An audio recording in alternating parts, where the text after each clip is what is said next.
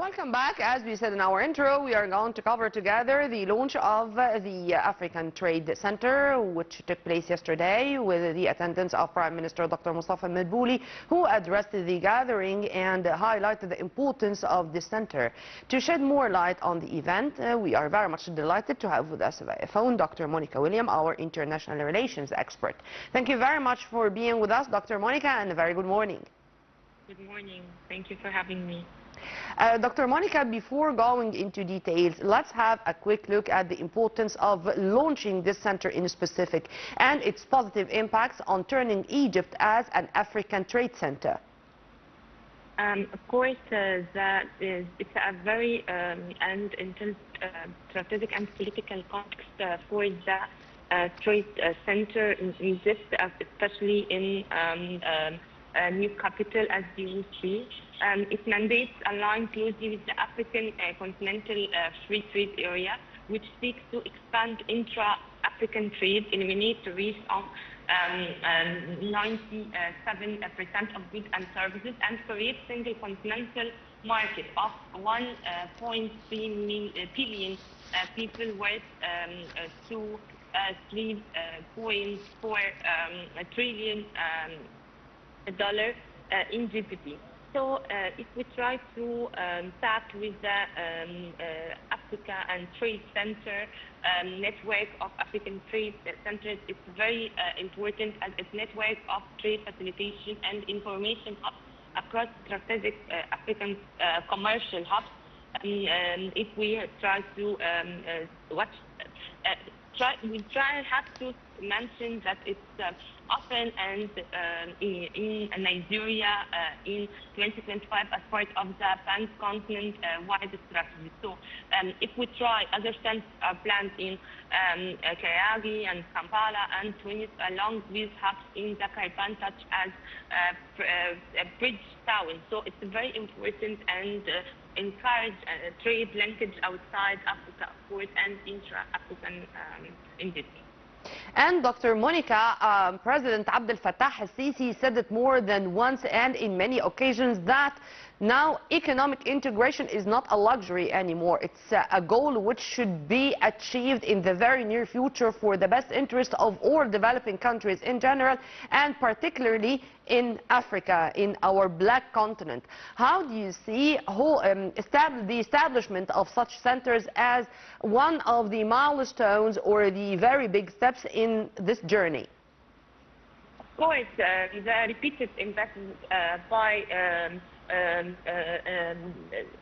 the President Abdel Fattah al-Sisi on economic integration should be understood as a very important point through diplomatic and economic relations between countries, and as a strategic political vision reflects that Egypt reading Africa structure and global economic shifts in light of the international and regional challenges. So the economic integration is very important as a strategic choice for the developing countries, as you said. And Africa presents, as we mentioned earlier, 1.3 billion people. So the intra-African trade accounts only 50 to 80% of total African trade, compared to over 60% to EU, for instance, and around 50 in Asia. So it's a message and address the importance to promote and the African trade relations. Dr. Monica, let's go to another important point which was also mentioned in the address of our Prime Minister when he talked about the should-be strategic partnership between the public and private sector, and to encourage the startups, entrepreneurship, and to make sure that empowering youth and women in this domain is going to be one of the main priorities. If you want to also elaborate on that.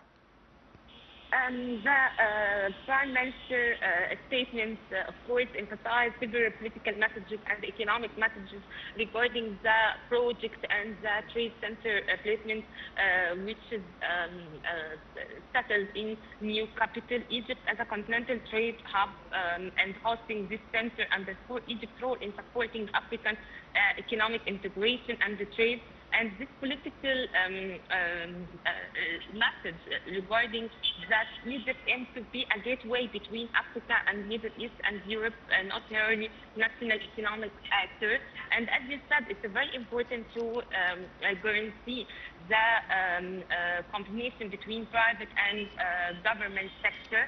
So it's very important, and the strategic partnership between the two sides brings the central establishment as evidence of confidence in Egypt by African stakeholders, particularly the African Fund, and of course, this lends to broad national priority, including support for exports, competitiveness and infrastructure and investor relationship, which is frame the project as both strategic and symbolic.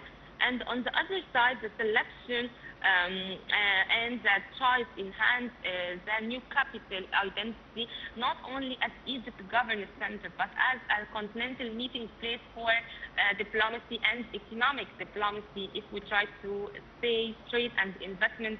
So it deepens Egypt's soft power across countries or Africa continental. One final question, Dr. Monica, regarding another point mentioned in the address or the speech of Prime Minister Mustafa Madbouli when he renewed the Egyptian stance regarding our African allies. We are ready to extend our help and to expand cooperation in the fields of economic development and to also help with everything we can, whether it's the labor force, whether it's our expertise, whether with any other means of development inside other African allies to continue with developing their national projects and reach or having the maximum benefit from our experience as developing our infrastructure took a decade and we witnessed a leap in that. How do you see the Egyptian vow to continue with supporting our African allies in this domain? Of course, as you mentioned, that Egypt's approach to African development cooperation is rooted in the understanding that development and stability are mutually reinforcing. From a political perspective, Egypt views development not merely as an economic objective, but as a security sovereignty issue for the continent. So African strategic challenges, including weak infrastructure in some nations and fragmented markets, limited industrial capacity, it's very important and requires collective responsible rather than isolation national solution. So Egypt's support and Egypt's actions and initiatives try to consistently frame cooperation and mean to strengthen African resilience. It's a very important point, and it's the very first one. And reduce dependency on external actors, and very important. And second one, the third one is enhance collective bargaining power in the global system. So the strategic framing reflects Egypt's role from donor models and place it within a partnership-based development paradigm. Dr. Monica William, our expert in international relations, thank you very much for your input and have a very good day.